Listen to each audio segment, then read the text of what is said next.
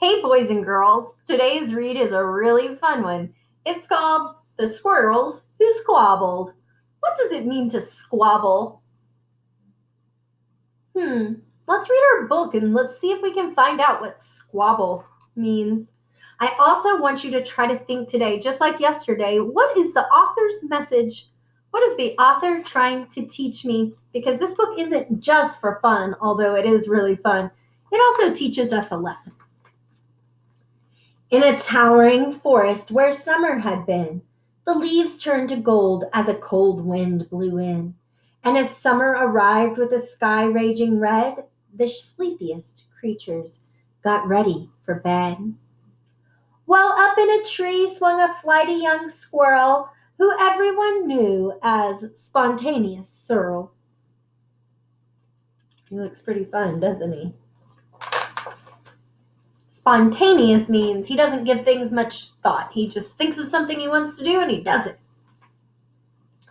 Now most foresty folk had seen to their needs, through the plentiful months of mushrooms and seeds.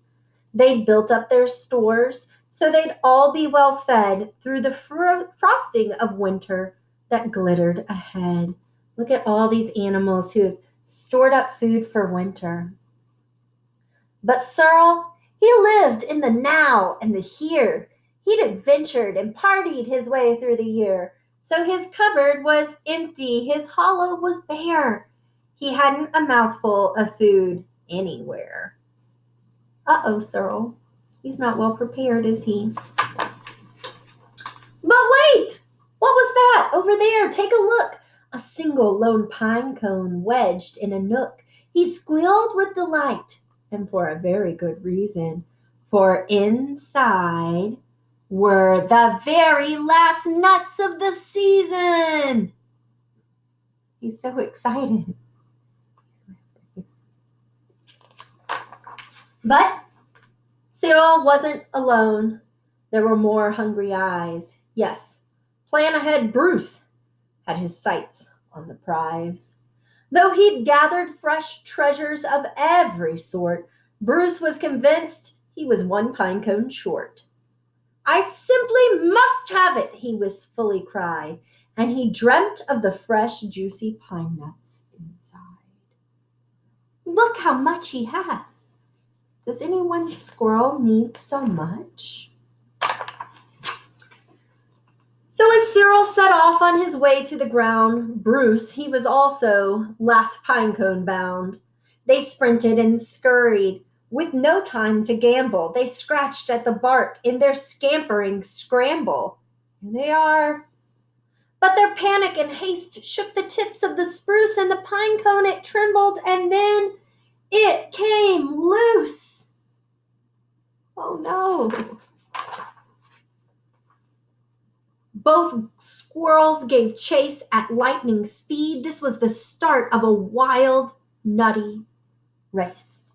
It's mine, shouted Cyril. No, mine, hollered Bruce. You don't stand a chance. Give up. It's no use. I'm hungry, cried Cyril. This cone is not yours. Stay back, shouted Bruce. The cone's for my stores.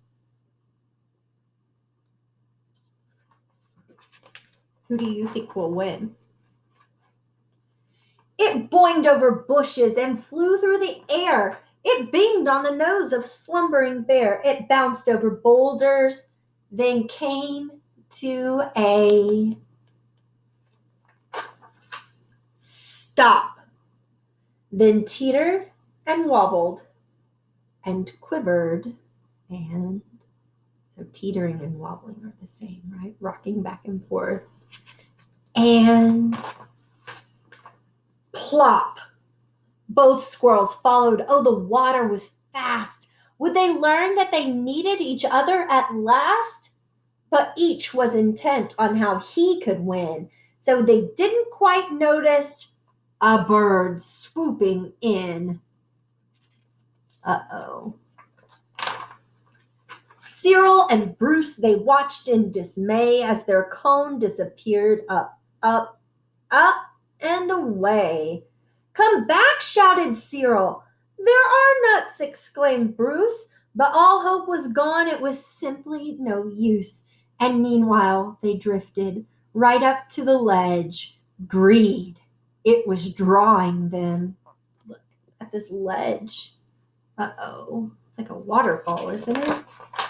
Greed, it was driving them over the edge.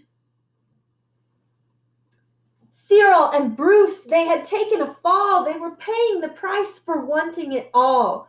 They'd squandered their chances to team up and share. Would their nutty young hopes simply end in despair? Oh, I hope not. Bruised and bedraggled, they swept past dry land. Cyril grabbed at a branch with a trembling hand. Catching Bruce with the other, he heaved and he huffed and pulled him to safety with panting and puffs. They dragged themselves up the sputtering wriggles. Then Bruce looked at Cyril and exploded in giggles. How silly we are, he managed to mutter. How greedy I've been, he proclaimed with a sputter. We shall change from today. May the squabbling cease. We should celebrate seeing we're both in one piece. Now that you've heard the book, he says, may the squabbling cease. Cease means stop. So what does he want to stop? From today, we shall change. We shall make the squabbling stop. What does squabbling mean? I'll let you try to figure it out. I bet you got it. Squabbling is fighting, right? Not getting along. From that day and forward, they made a great pair. They would gather together and they found they could share.